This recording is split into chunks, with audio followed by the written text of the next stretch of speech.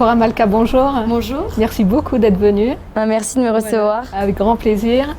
On vous connaît très bien sur le site de Torah Box, le site Entre Femmes, pour les histoires que la série. En fait, vous avez 2 séries qui ont été publiées sur le site et qui ont été très appréciées et très commentées. Merci. Alors, on veut savoir qui est derrière Marion.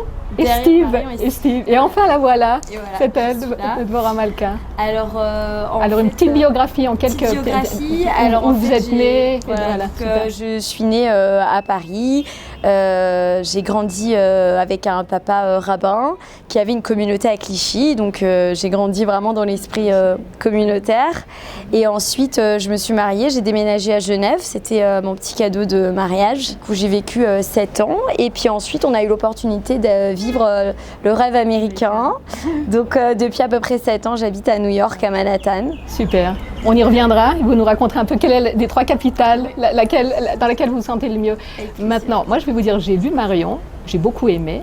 Vous rentrez complètement dans la peau du personnage. Vous faites une analyse psychologique du personnage. Il y a des choses que c'est très fort. Oui, mon papa a travaillé dans le service des conversions pendant 20 ans. Et en fait, on avait à Shabbat, c'était une table très cosmopolite où il y avait des personnes de tout horizon, aussi bien juives et non juives ou en instance de conversion. Et donc, en fait, il suffisait, je pense, juste d'écouter. En fait, ce que les gens ont à dire sur leur parcours. Et surtout, moi, ce qui m'intéressait toujours, c'est une personne qui grandit en fait dans un milieu qui a des kilomètres de notre Torah et qui veut en fait d'un coup devenir juive. Et dans ma tête c'était assez particulier parce que je comprenais pas en fait la démarche. C'était très intéressant de les écouter nous raconter en fait à la table de Shabbat ou ailleurs leurs émotions, et au fur et à mesure qu'ils avançaient dans la conversion, comment en fait ils arrivaient à tenir bon, parce que c'est un parcours du combattant. Alors avec Steve qui devient Shimon, c'est la même chose. C'est des balais tchouva qui viennent chez vous. Alors là c'est complètement différent. C'est vrai que en fait ce sujet est très particulier parce qu'à travers Shimon qui a quand on le connaît au début il a 18 ans, c'est vrai que c'est très différent de Marion où j'ai un peu pioché dans tout ce que j'avais entendu et que j'ai fait un mixte, tandis que pour Steve en fait c'était un peu moi. Parce que je pense qu'à tous les niveaux où on est en Torah, je pense qu'on fait tous teshuva tous les jours. C'est un peu le but de la vie d'un juif, c'est de se remettre en question tous les jours et d'avancer vers Hachem. Et c'est vrai que Steve, qui démarre un peu, un peu en bad guys, un peu rebelle comme ça, c'est vrai que... Ça c'est plutôt autobiographique. C'est plutôt autobiographique et surtout comment il a fait pour revenir. Comment il a fait, quel a été le déclic pour revenir vers la teshuva, parce que parfois c'est pas facile. C'est pas facile de faire teshuva et de se remettre en question et de se dire peut-être j'étais trop loin et que ce serait peut-être bien de revenir, et surtout d'être bien entouré. C'est très important, et c'est cette rencontre avec le Rav El Nathan qui me faisait un peu penser à mon père. Et en fait, justement, la relation qu'ils ont, là, c'est un peu autobiographique. En fait, on écrit ce qu'on connaît finalement. Exactement. Et cette histoire, elle m'a particulièrement touchée parce que je pense qu'on est tous des Steve et des Shimon à un moment donné de notre vie. Super, extra. Merci. Dites-moi, comment vous arrivez à Torah Box, en fait, avec l'écriture? Comment ça se passe? En fait, c'est Léa Nabé qui m'a découverte à travers le blog. J'ai un blog, j'écris depuis 3 ans des chroniques en fait mon blog s'appelle La vie déjantée d'une mère juive à New York City. En fait, quand je suis arrivée à New York, j'ai trouvé qu'il y avait des trucs très intéressants à écrire, et j'ai commencé à écrire des petites chroniques d'une mère juive qui se balade dans les rues de New York avec ses gosses, qui est un peu toujours en balagane, si je puis dire, qui est au contresens de la perfect meme que les Américains adorent. Et je me suis dit non mais c'est tellement pas ça, je me reconnais tellement pas dedans. En fait, je me suis dit, ce serait sympa d'écrire des trucs rigolos qui m'arrivent, quoi. Et puis de temps en temps, j'écris aussi sur des articles de Torah. Par exemple, l'article qui a très bien marché, c'est les 10 règles d'or du Shalom Bayit. En fait, ça me tenait vraiment à cœur d'écrire sur Shalom Bayit parce que, pareil, il y a des moments ça va super bien et des moments ça va moins bien, et pourtant on se dit mais je comprends pas, on est juif. On s'aime, on a des enfants, tout devrait rouler comme sur des roulettes, et parfois ça marche pas, ou ça marche pas comme on voudrait.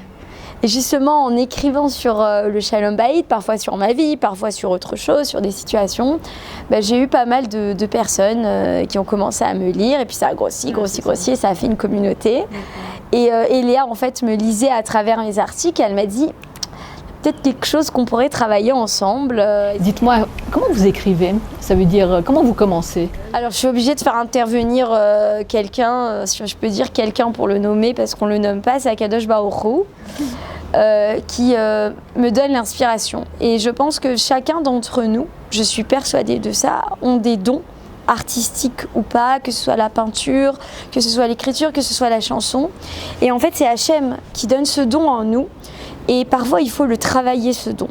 Et avant de commencer une histoire, je fais la hitbot des doutes. Je demande à Hachem, est-ce que, s'il te plaît, tu peux me donner des éléments, des idées? Parce que les idées, en fait, tout vient d'Akadosh Baruch Hu, c'est pas moi.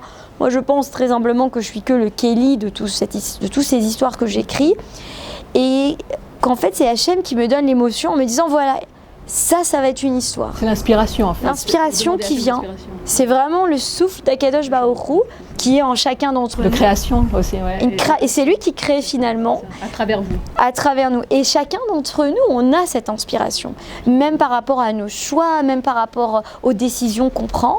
Et c'est l'inspiration d'Hachem qui fait qu'on le capte et qu'on le transforme comme on veut. C'est ça aussi le libre arbitre, selon moi. Après, voilà. Vous avez fait des études de lettres ou pas spécialement? Ah non, pas du tout. Vraiment pas. Je dis souvent que j'ai bac-2 parce que c'est vrai. Il y en a, ils ont bac+8. Moi, j'ai bac-2.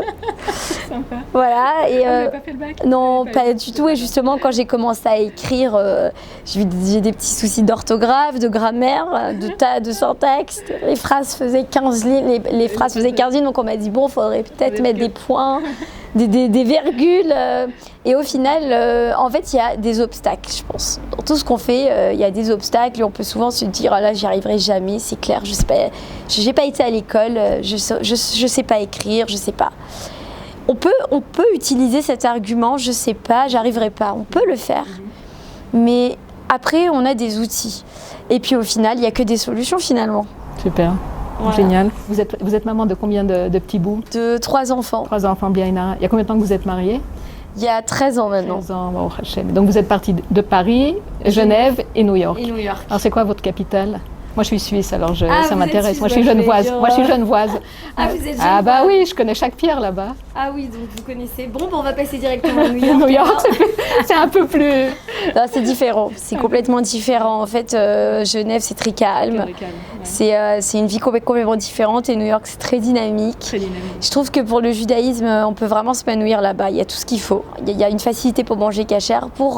Franchement, le judaïsme, c'est génial. Pour l'énergie new-yorkaise, cette expérience est quand même formidable. Décrivez-moi en quelques phrases 24 heures de la vie de Dvorah Malka à New York.